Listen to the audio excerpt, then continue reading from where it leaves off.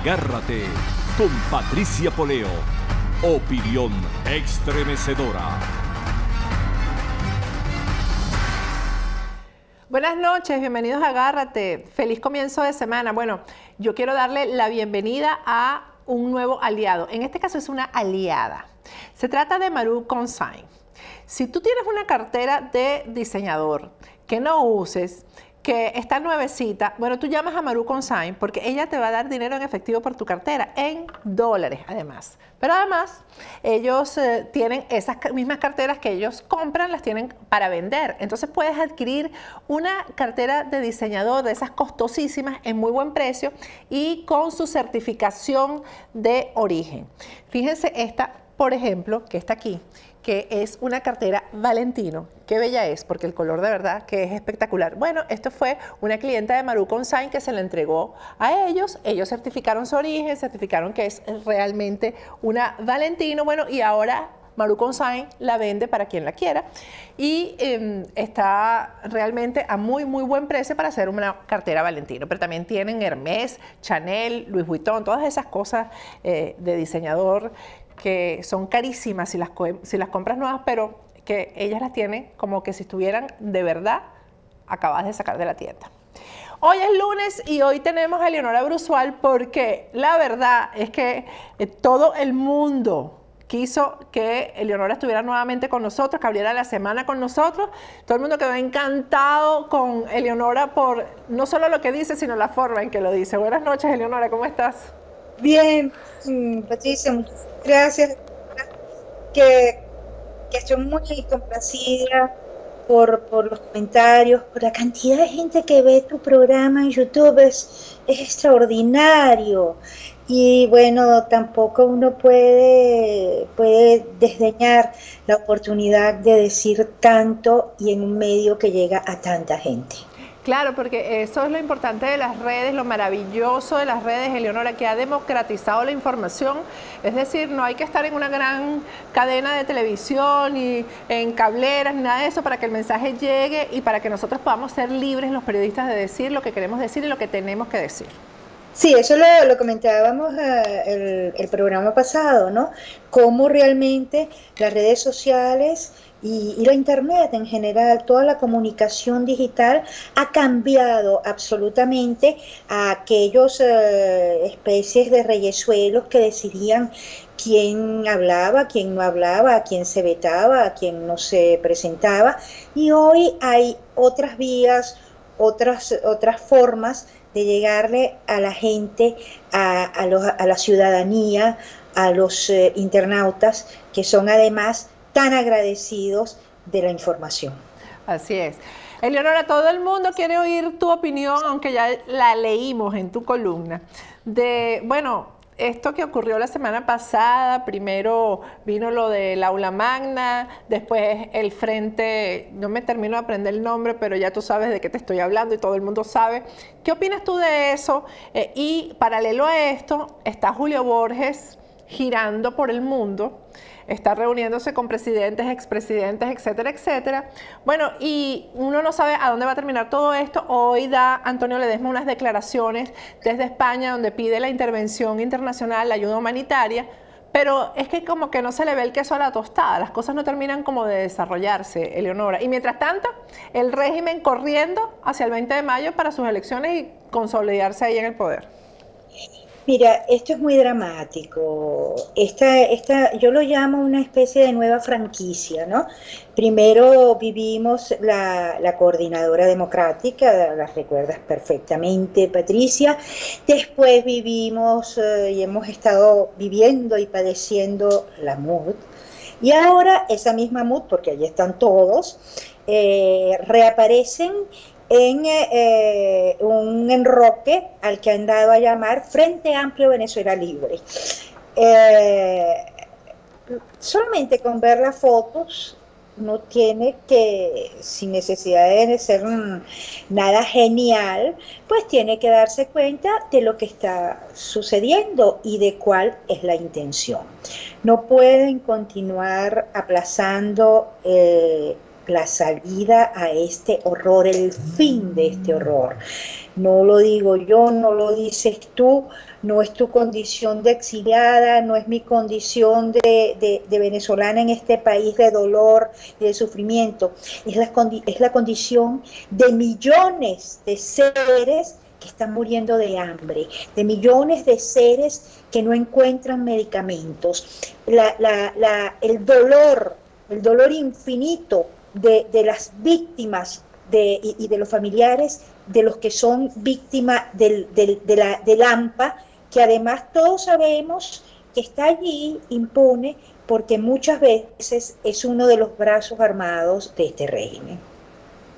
Sí, fíjate, la situación es tan complicada, Eleonora, que ACNUR, que es la agencia de la ONU para los refugiados, hoy ha emitido una nota de orientación sobre el flujo de venezolanos, que en el programa de mañana vamos a detallarlo más porque realmente lo recibimos a última hora, Eleonora. Pero fíjate, ya ACNUR insta a los estados receptores, es decir, a los países que están recibiendo venezolanos, a los que ya acogen a los venezolanos para que les permitan el acceso a su territorio y a que continúen adoptando respuestas adecuadas y pragmáticas orientadas a la protección y basadas en las buenas prácticas existentes en la región, y les recomiendan brindar protección internacional, que es un acto humanitario y no político.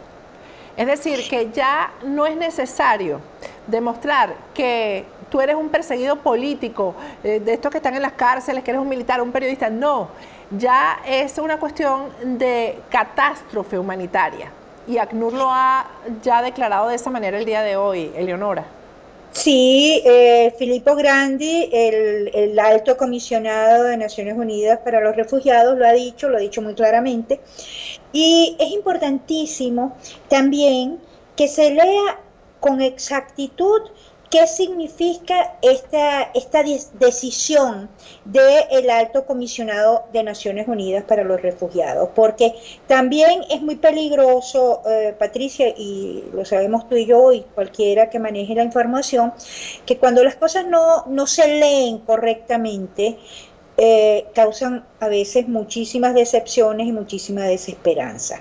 Es importante leer en qué estriba esta decisión del alto comisionado de Naciones Unidas para los refugiados, qué es un refugiado, qué beneficios da al que se ha ido esta condición de refugiado. Eso es sumamente importante. Bueno, es que ya esto nos compara con Siria, Eleonora.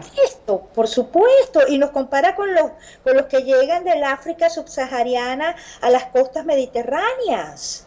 Porque lo que estamos viendo, que está apareciendo en Brasil por la selva amazónica, en Colombia, los que están agarrando un autobús para llegar, si es posible, hasta el extremo sur del continente, los que ven de qué manera pueden llegar a través de Centroamérica hacia Norteamérica. Entonces, todo esto es una realidad que a muchos les conviene negar, Patricia, porque tú lo sabes, y a muchos les conviene negar también para seguir con este guabineo, porque esto no tiene otro nombre, que ahora se llama Frente Amplio, y que volvemos con lo mismo, a pedir lo que se ha estado pidiendo por años, que suelten a los presos políticos, que haya un nuevo CNE. ¿Es que acaso eso es una primicia, Patricia? Te lo pregunto. ¿Es que acaso esto es lo novedoso? Si ahí está el señor Ramos Ayú, ¿qué hizo más allá de sacar aquellos adefesios de retratos de Chávez cuando estuvo de presidente de la Asamblea Nacional? ¿Qué carrizo hizo? ¿Y ahora qué va a hacer en el Frente Amplio? ¿Tú te crees que no es una bofetada contra los venezolanos haber puesto a conversar, a hablar, a disertar allí en primera plana a la señora Ramírez? No, y la presencia de Rodríguez Torres, que tú me vas a perdonar, Eleonora, es que yo no puedo digerir eso.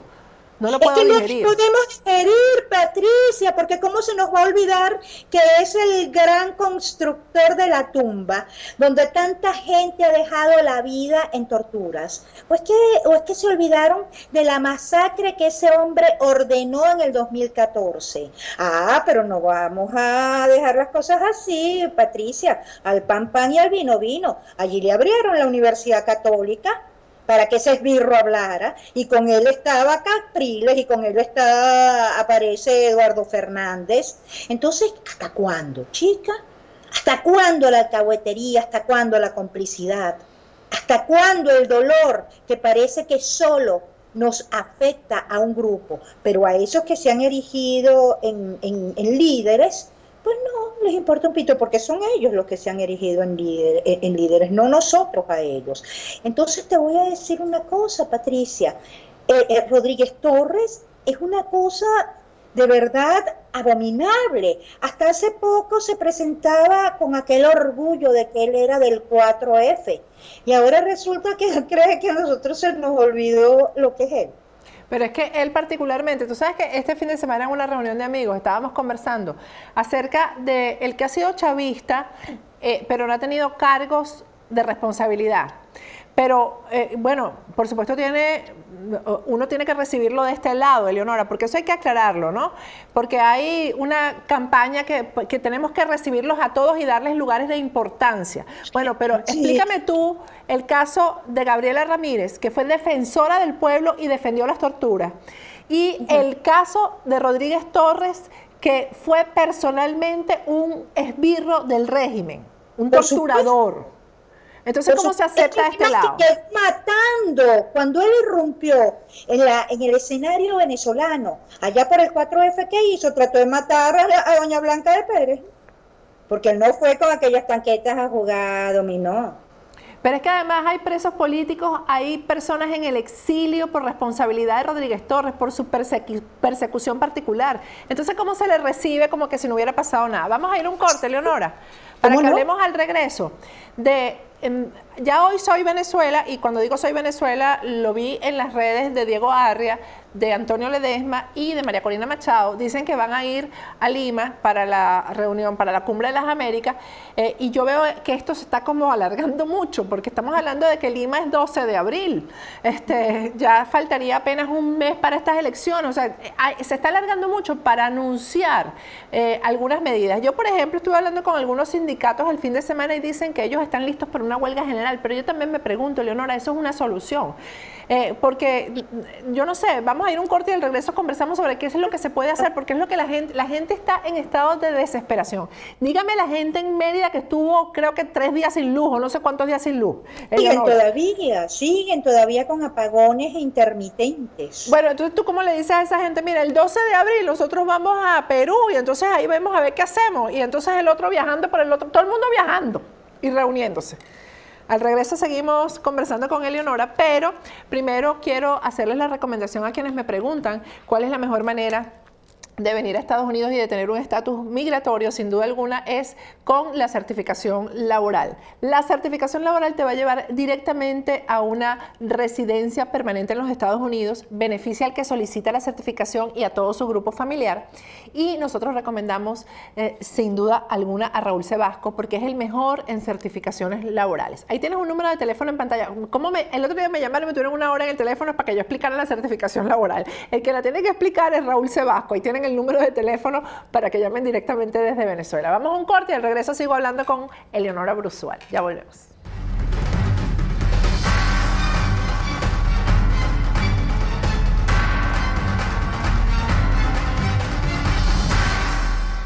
Regresamos con Agárrate. Para la crisis de medicinas que hay en Venezuela, la escasez de medicina, nosotros tenemos un gran aliado aquí en el sur de la Florida. Se trata de PharmAid.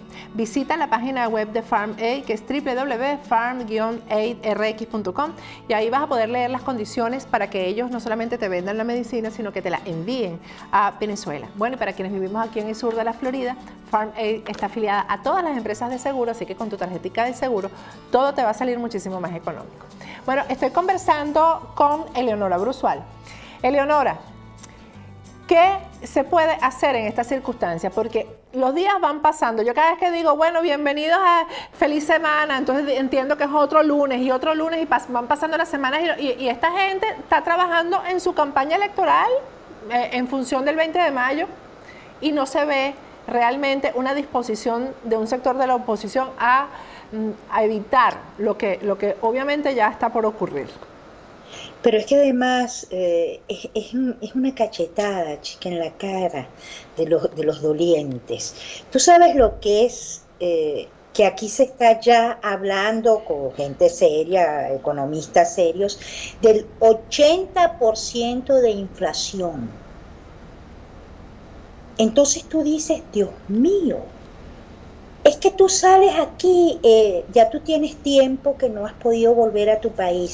Sí. Tú no sabes lo que es que si un jubilado cobra, creo que son como 400 y pico mil bolívares al mes, una cosa así, o 300 y pico mil bolívares, un kilo de café está costando 800.000 bolívares.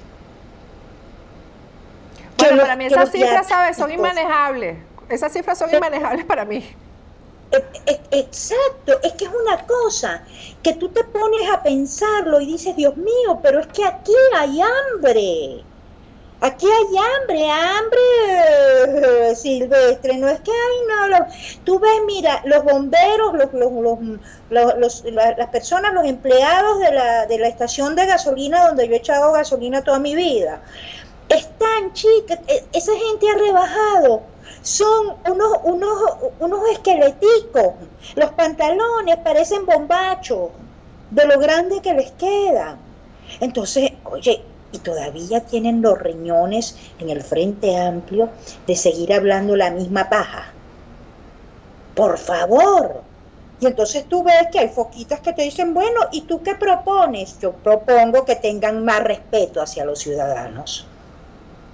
Pero eso es una de mis propuestas. Es que a mí lo que me preocupa es que la frustración generalizada termine en que a nadie le importe nada, Eleonora, y el país termine de perderse, porque es que yo creo que ya después del 20 de mayo lo que va a hacer el régimen es simplemente acabar con lo poco que queda ahí de, bueno, por lo menos lo que ellos todavía cuidan, las apariencias, ¿no? Y se van a llevar todo por delante. Entonces, ¿cómo es posible que se esté esperando hasta abril para ir a Lima? Pero además, exacto, además, Patricia, vamos a estar claros, aquí ya no hay más tiempo. El tiempo juegue a favor de Maduro y de los Castro, de Raúl Castro y de sus hijos y de la nomenclatura cubana. Aquí ya no hay posibilidad de esperar más. Y además, si el mundo entero, los demócratas del mundo, te están diciendo que aquí no pueden ir a elecciones porque aquí no hay garantías para unas elecciones transparentes, ¿cómo les haces el juego? Esa es la pregunta. Pero es que si Tilsa Lucena se dio un golpe anoche en la cabeza y amaneció buena y decente y honrada. Por favor, ¿hasta cuándo? Es imposible ya. Fíjate, Leonora, es que además, en un país donde están ocurriendo cosas como la detención arbitraria de militares, fíjate, hace una semana, hoy se cumplen 10 días, que, bueno, hicieron caída y mesa limpia, se llevaron un montón de oficiales presos, nadie sabía nada, por cierto, por ahí salió ya ni me acuerdo el nombre de ella, que tiene una ONG supuestamente de vigilancia de no sé qué, que habla de militares, diciendo que era mentira que estaban detenidos los militares y no solamente estuvieron detenidos, por ahí me están diciendo el nombre, X. Bueno, resulta que Eleonora, los presentaron, a todos los han señalado por traición a la patria, pero sin le pidieron 30 años para todos. Lo presentaron en tribunales y no pasa, nadie dice nada. Mira, esa fulana, el Frente Nacional, no sé qué, no dice nada de los militares presos. ¿Y por qué están presos los militares, Eleonora? ¿Por qué están presos? Bueno, porque obviamente los militares ya se quieren revelar con lo que está pasando en Venezuela, no quieren seguir acompañando ese régimen. Es que seguir acompañando este régimen es ser culpable de crímenes de lesa humanidad. Entonces, ¿quién le puede interesar ser copartícipe de crímenes que no van a ser olvidados, que no prescriben.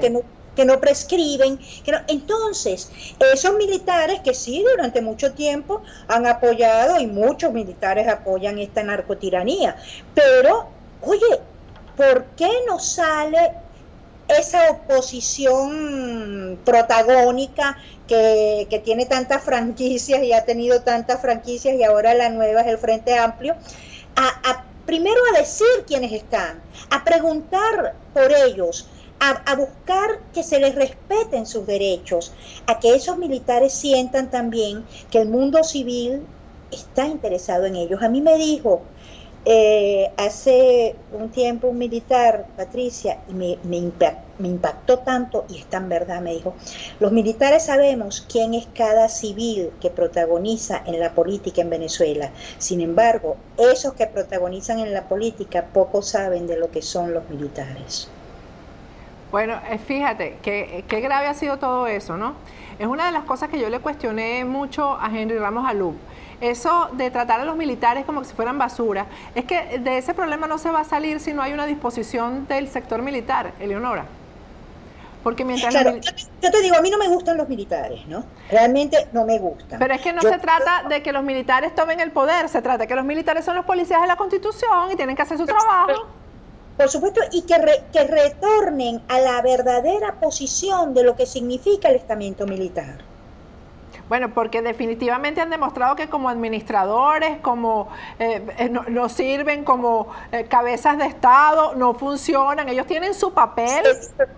Además, yo me imagino que habrá militares honestos, pero oye, de lo que hemos estado viendo protagonizar, de verdad que tienen el choro cerca, ¿o no?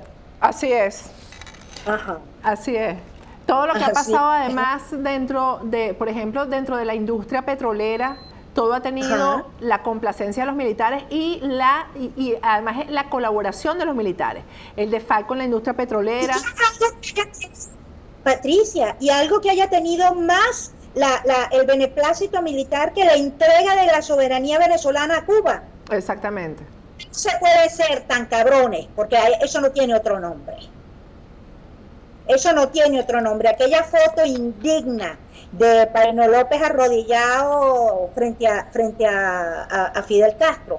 Mira, eso de verdad que para cualquier país tendría que ser una vergüenza que yo creo que históricamente no se ha dado en muchos sitios. Leonora, tú que estás en Venezuela y este programa que se ve en el mundo entero, hay mucha gente que lo ve que ni siquiera son venezolanos. ¿Cómo está el ambiente en Venezuela? La gente habla de elecciones, la gente se preocupa porque aquí presentamos las encuestas de Megaanálisis en el viernes, el trabajo de campo que hizo Megaanálisis, que es bien amplio. Bueno, y la gente simplemente no quiere la reelección de Maduro, pero tampoco quiere lo que está ofreciendo la oposición. ¿De qué se habla en Venezuela? Mira, fundamentalmente en Venezuela se habla del hambre. En Venezuela fundamentalmente las conversaciones a todo nivel giran alrededor de tal o cual medicamento necesario, fundamental, salvavidas, que no se consigue. En Venezuela se habla del terror, a que cada vez a la gente le resulta más duro sobrevivir, pero que la gente, el grueso de la ciudadanía quiera votar. Ese cuento que se lo echa Ramón Guillermo Aveledo a cualquier otra persona, pero a mí no, porque si algo a mí me encanta es hablar en la calle con la gente. A mí me encanta escuchar lo que dice la gente en los automercados. A mí me encanta escuchar lo que dice la gente en una tintorería, en la calle, en una pequeña reunión que todavía pueda darse, porque aquí ya se acabó todo, Patricia. Aquí ya no hay reuniones, aquí ya no hay fiestas, aquí ya no hay nada. Este es un país... como dice este señor Muñoz, Blanco Muñoz, el ex país. El ex país, Agustín Blanco Muñoz, y yo digo que es un país que se está borrando, Eleonora. Exacto, se está borrando. Esto es dramático, esto es dramático, y pareciera que los únicos que no tienen prisa son esos pseudo opositores que en el fondo, vamos a estar claros, muchos han sacado, pero verdaderas fortunas de este horror. Yo temo mucho que sean insaciables y todavía quieran que dure más tiempo Maduro para seguir haciendo negocios y beneficiándose. Cuando tú ves, por ejemplo, que están en contra de las sanciones, ¿por qué es? Porque tienen bonos, porque tienen propiedades, porque están haciendo negocios y les importa un pito que la gente esté muriendo de hambre y les importa un pito que este país esté invadido de cubanos. Aquí hablan de la invasión de los americanos, pero aquí nadie habla de que la bandera de Cuba ondea en institutos oficiales al lado de la de Venezuela y en primera plana la cubana. Eso no lo dicen, eso no les molesta, eso les parece chévere, ¿ah? Porque son unos cabrones, chicas, esa es la realidad. Así es. Bueno, Eleonora, Dios nos agarre confesado. Nosotras vamos a seguir conversando. Gracias. Mira, Chamina. Dime. Iván Duque, ¿qué te pareció? ¿Qué cosa? El triunfo de Iván Duque como candidato. Ah, bueno, de eso, y no hablamos hoy de eso. Yo creo que ya en Colombia las cosas, yo creo que nosotros hemos servido mucho para abrirle los ojos a la gente en todas partes del mundo. Eleonora. Sí, una ventana para que se asomen a ver el horror de lo que significa abrir y dejar que el comunismo llegue a un país. Así es, yo creo que por lo menos si alguna misión lleva adelante este sacrificio es esa. Este sacrificio que nosotros estamos viviendo. Exactamente, Patricia, exactamente. Gracias, Eleonora. Dios nos compensa por lo menos que sirvamos para que otros países y otros ciudadanos y otras poblaciones no sufran lo que estamos sufriendo los venezolanos. Exactamente. Bueno, seguimos conversando. Gracias. Un abrazo. Bueno, vamos a ir a un corte, pero primero quiero preguntarles si hicieron la tarea que les puse para el viernes y el sábado, los que viven aquí en Miami, si fueron a la Pradera a comprar el queso del fin de semana. Bueno, si no fueron, todavía pueden ir este viernes y sábado o cualquier día de la semana a comprar queso de mano, queso guayanés, queso telita, las cachapas que son tan divinas, los pequeños de la Pradera, pues no tienen ninguna comparación. Ahí tienen ustedes los números de teléfono y la ubicación de la Pradera, pero de verdad el que yo recomiendo es el del fin de semana, pero cualquier día que vayas, ahí vas a conseguir todas esas cosas ricas que nos gustan a los venezolanos. Vamos a un corte y al regreso más de Agárrate.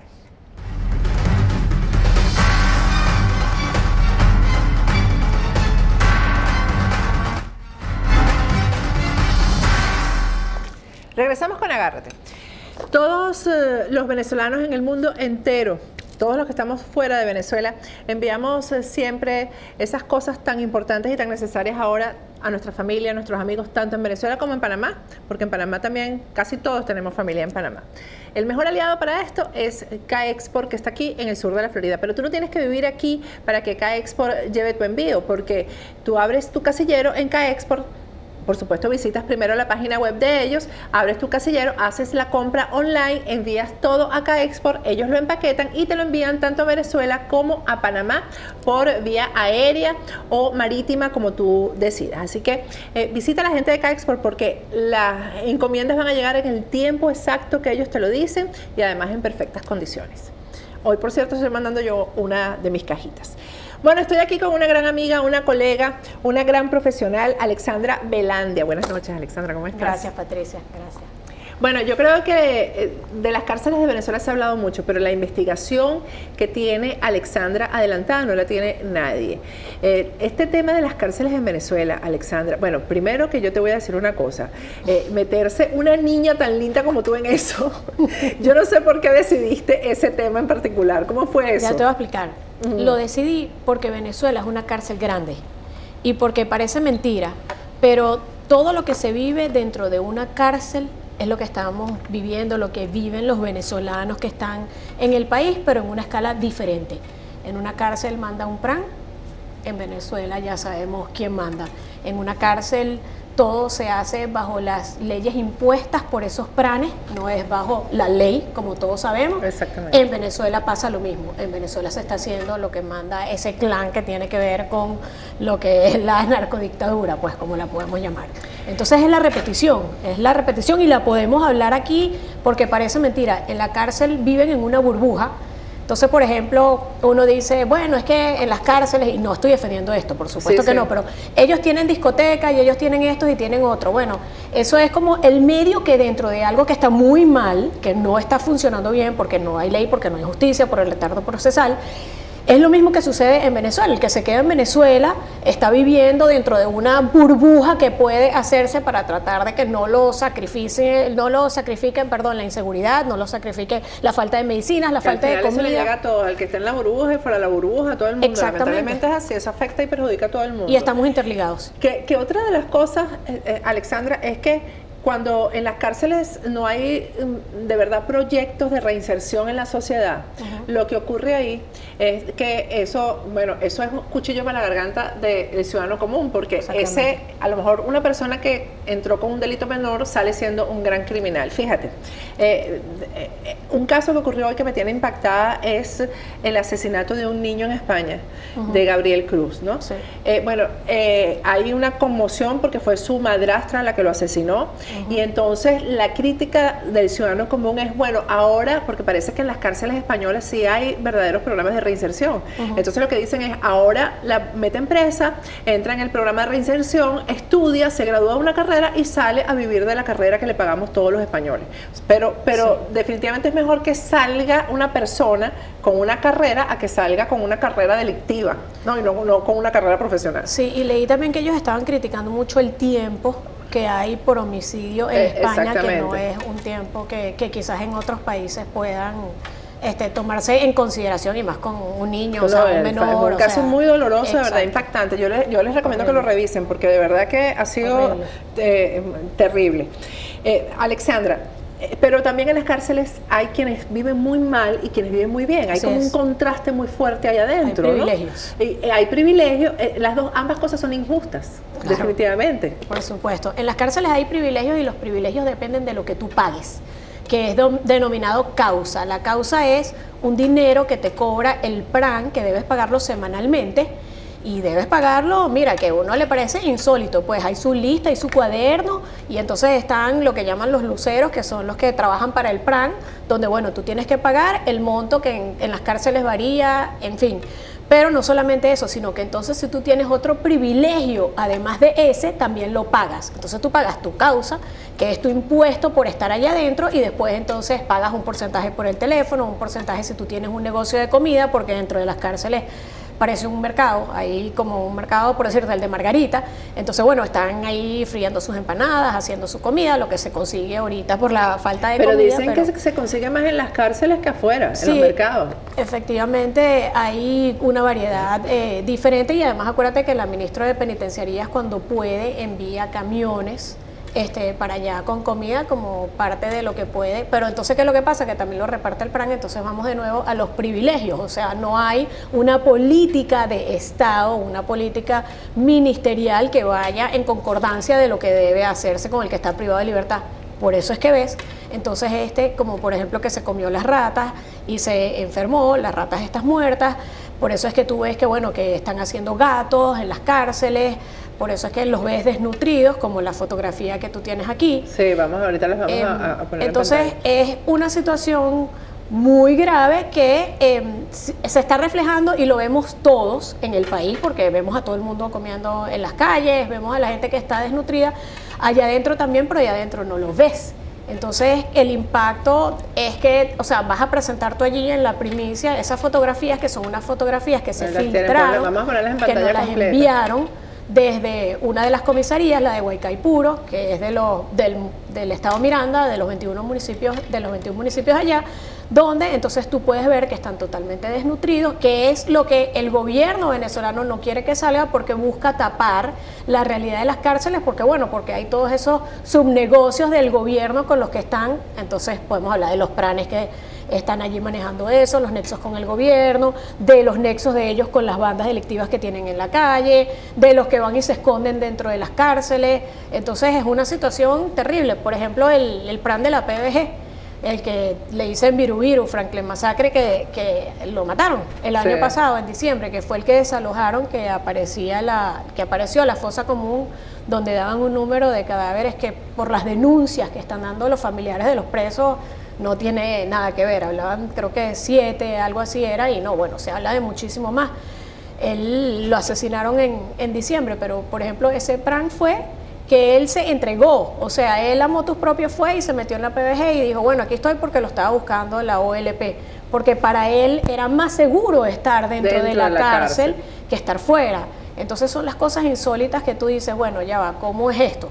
O los 90 fugados que estaba hablando Humberto Prado, que hay en lo que va de año. Entonces tú dices, bueno, fugados, pagados, o sea, ¿cuál es la realidad de todo esto? Entonces es algo que nos está afectando a todos y no se puede dejar a un lado porque sí, y si bien es cierto, hay culpables, por supuesto que sí, y a mí, por ejemplo, a mí me secuestraron, yo fui parte de un secuestro expreso, o sea, que yo he sido víctima, yo está sé ordenado de la cárcel, eso viene está ordenado de la cárcel. cárcel y las llamadas las hacen de la cárcel, aunque el PRAN diga que no y no sé qué, no, eso se hace allí, cuando tú buscas los números, gente en Venezuela que está siendo extorsionada a través inclusive del WhatsApp, o sea, de la cárcel, que le dicen, mira, dame tanto, no sé qué, y de eso también pero tenemos lo hacen con las mucha pruebas. tranquilidad, porque saben que nadie los va a investigar, los hacen con toda la tranquilidad del mundo. Pero es que cuando tú tienes el contacto con la policía para que te averigüe dónde viene la llamada, te dicen, no, vale, déjalo así, es de la cárcel, o sea, ¿qué va a hacer la policía? Si la Guardia Nacional no puede entrar, o sea, si la Guardia, que es la que se supone, no la dejan entrar los pranes, entonces...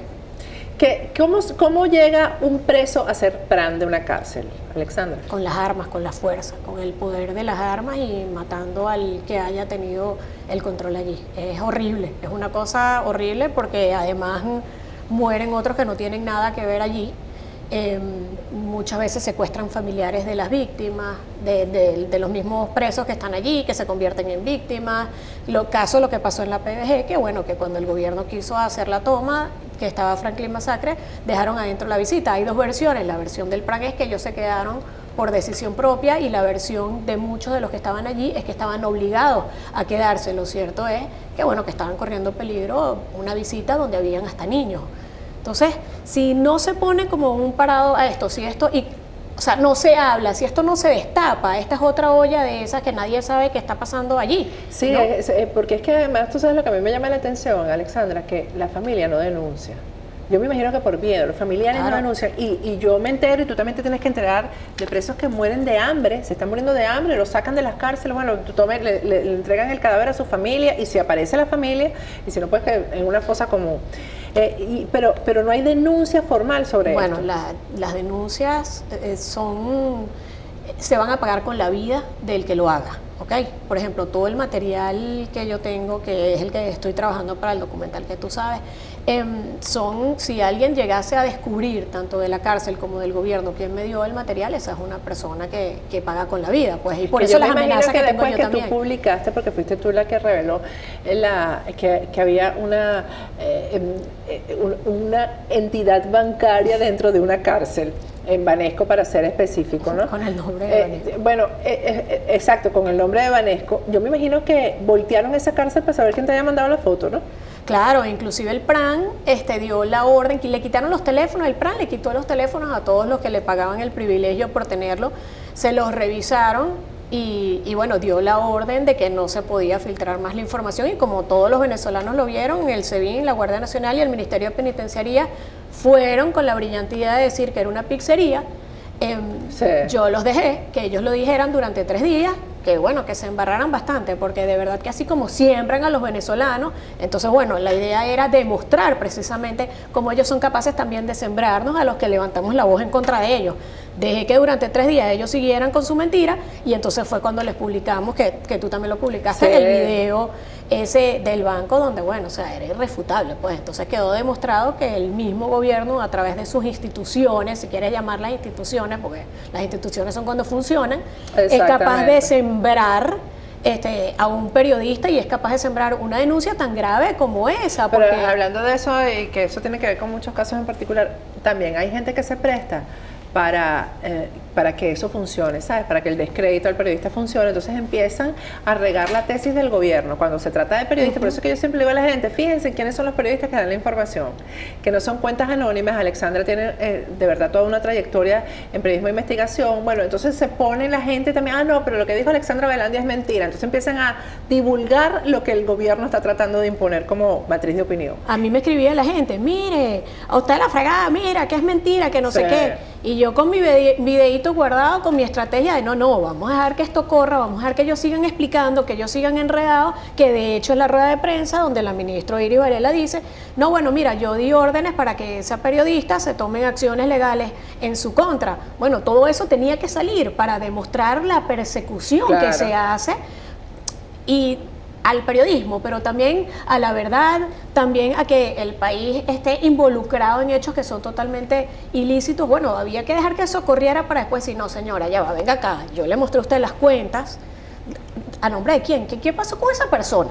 Patricia, ¿dónde está ese señor que está en esas cuentas bancarias? ¿Lo buscaron? ¿El país? Nadie investigó. Nadie. Que esa pregunta te la voy a dejar al aire porque yo me imagino que los organismos internacionales deberían también dedicarse a investigar esto. Hoy, por cierto, Antonio Ledesma dio una rueda de prensa solicitando, bueno, la ayuda internacional y habló, le dedicó bastante tiempo de su rueda de prensa a las masacres dentro de las cárceles, a lo que ocurre dentro de las cárceles. Eso debería investigarse porque además son seres humanos que tienen derechos. Y violaciones de derechos humanos feroces. Vamos a hablar de eso al regreso, lo que está pasando dentro de las cárceles de Venezuela. Pero antes, yo les recuerdo que el cuidado del cabello solamente se pone en manos de expertos. Y Caloyer Otramonte es el mejor del sur de la Florida. Su página web es www.turred.com, ahí la tienen en pantalla, a través de la página web haces tu cita y además ahí están todos esos productos maravillosos que utiliza Caloyer para mantener la cabellera hermosa. Voy a un corte y al regreso sigo conversando con Alexandra Velandia.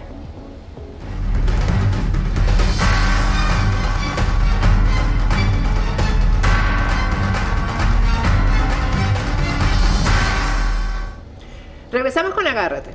Si tienes alguna prenda de oro que ya no uses, está rota, eso se puede convertir en dinero en efectivo. Italian Collection te da el mejor precio por el oro que ya no necesites y a lo mejor necesitas platica en efectivo. Así que visítalos, ellos están dentro del supermercado Bravo en Pembroke Pines. También le cambian las baterías a tus relojes, te arreglan las prendas que quieras conservar.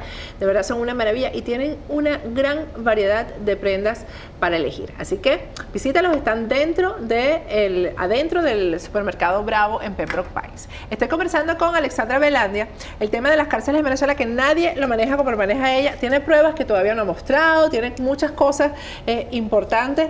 Yo me pregunto, Alexandra, si a nivel internacional esto no puede ser un tema de verdad de investigación, porque allá adentro se están violando los derechos humanos todos los días. Sí, efectivamente, allá adentro hay torturas, allá adentro hay ejecuciones, allá adentro, bueno, aparte de lo que tú puedes ver del derecho a la vida, allí hay problemas con respecto a la alimentación, o sea, allí está pasando, la gente se está muriendo por enfermedades, desnutridos. Allí, por ejemplo, entre las cosas que pasan que son insólitas es que se producen esas masacres dentro de las cárceles y entonces lo que hacen es que dicen, se trató de fugar. Entonces, cuando tú entras en la materia con los familiares, todo el mundo está asustado porque como sí se sabe que la red de las cárceles está afuera y que tiene una conexión con el gobierno, entonces todo el mundo, por supuesto, tiene miedo. O sea, entonces, ¿qué es lo que pasa? Que el padre, por ejemplo, yo tengo una entrevista de un anónimo que es un padre donde, bueno, su hijo le pasó eso, a su hijo lo asesinaron dentro de la cárcel. Cuando tú le preguntas, te dice, bueno, pero ¿se fugó de verdad? O, mira, yo no creo que se fugó, pero eso hay que dejarlo así, ya mi hijo lo mataron, ya yo no puedo buscar más, porque entonces es eso, ¿no?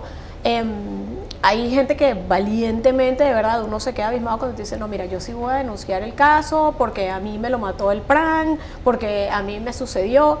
Y después es insólito porque dentro de la investigación yo tengo una exclusiva de Franklin, el que era conocido como Franklin Masacre, el PRAN que estaba manejando la PBG, que por cierto le dio un golpe de estado al PRAN que estaba antes, pues no, a través de las armas, asesinato o ejecución.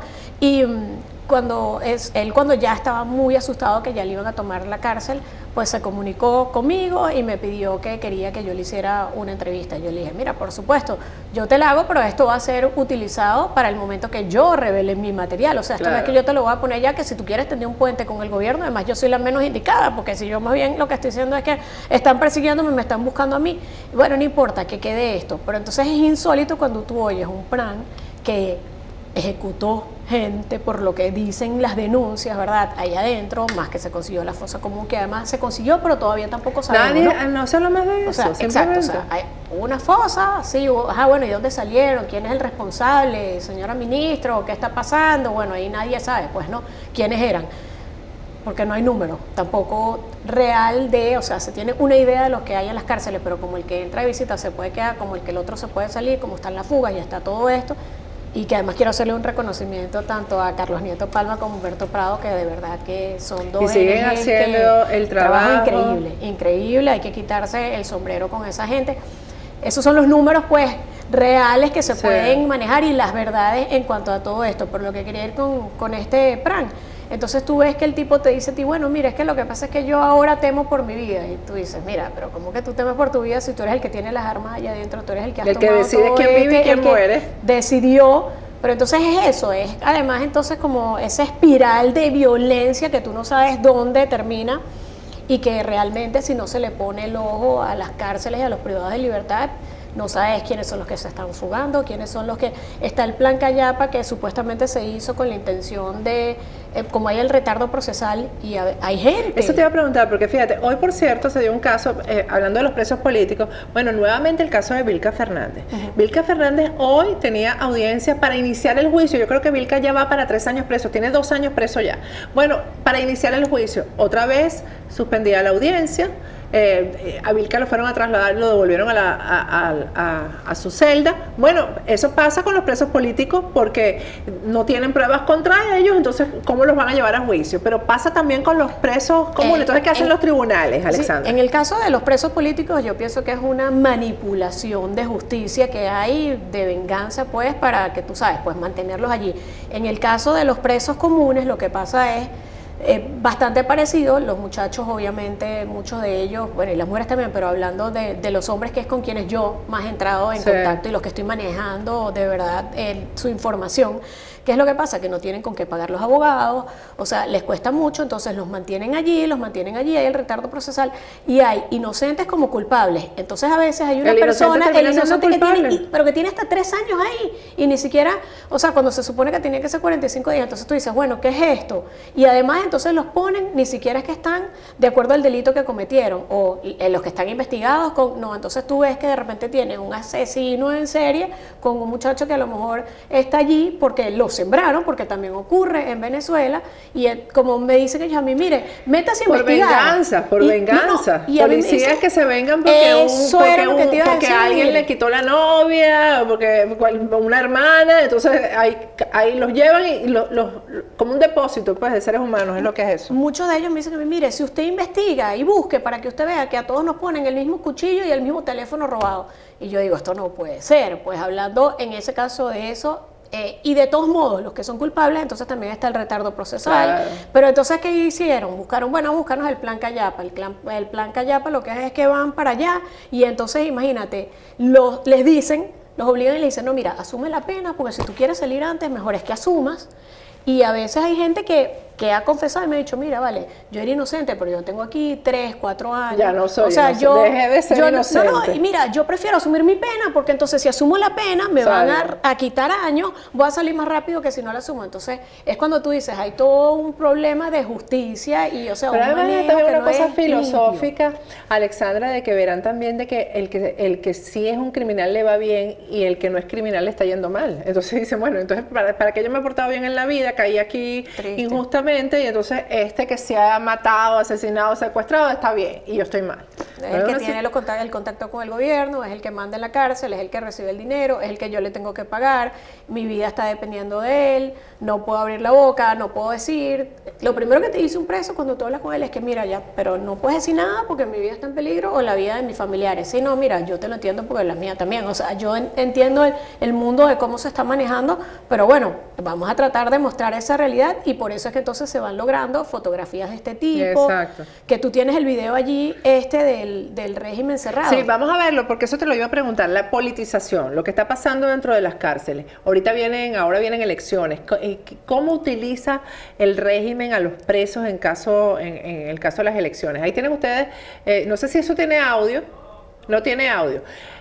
Fíjense, eso es un orden cerrado dentro de una cárcel venezolana, pero hay uno que tenía audio, que no sé si producción lo tiene, donde las consignas son a favor, por supuesto, de la revolución, del madurismo, etcétera.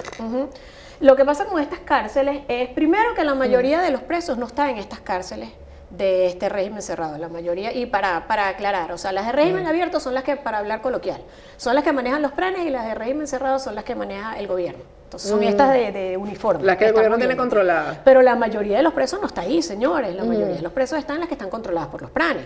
Entonces, eso es importante, porque tú dices, no, es que lo que pasa es que yo he reinsertado, sí, bueno, pero ¿dónde está la mayoría?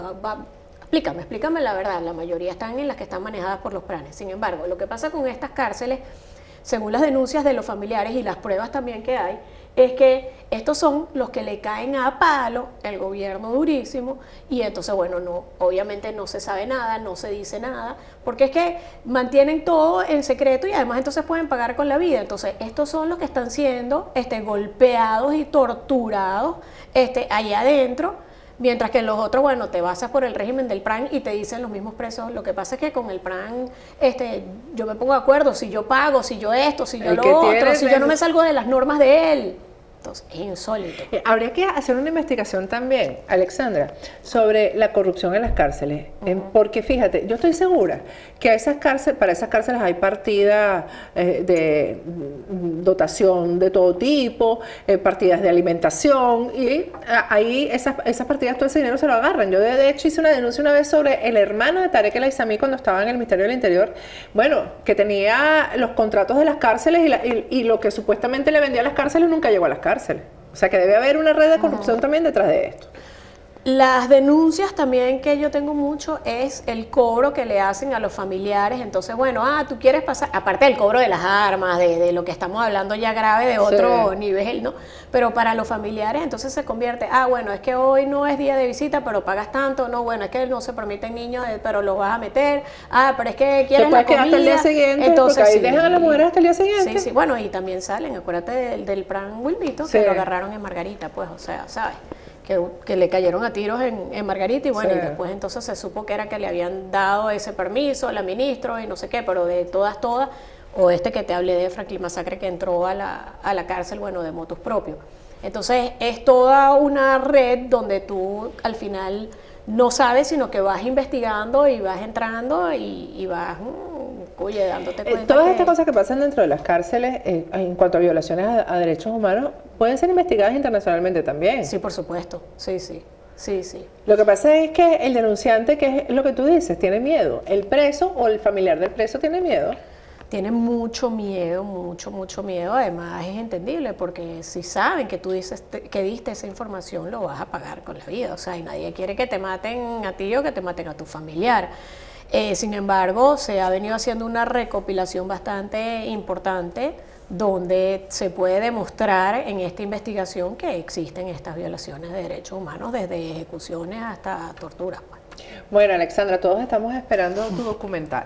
Sí. Porque yo he visto algunas cosas que ella no puede mostrar, etcétera, pero que son pruebas contundentes y que no han sido, nunca han salido a la luz pública, cosas como las que Alexandra tiene en su poder. Que las tengo fuera de Venezuela, de paso. Sí, ¿no? Eso no está en Venezuela, gracias a Dios. Exacto. Así que bueno, contamos con eso. Claro que sí.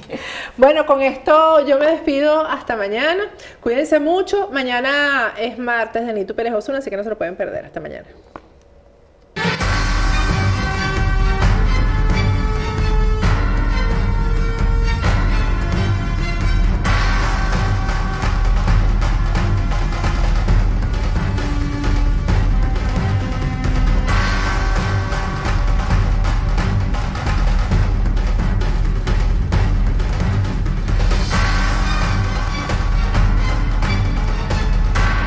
Agárrate con Patricia Poleo. Opinión estremecedora.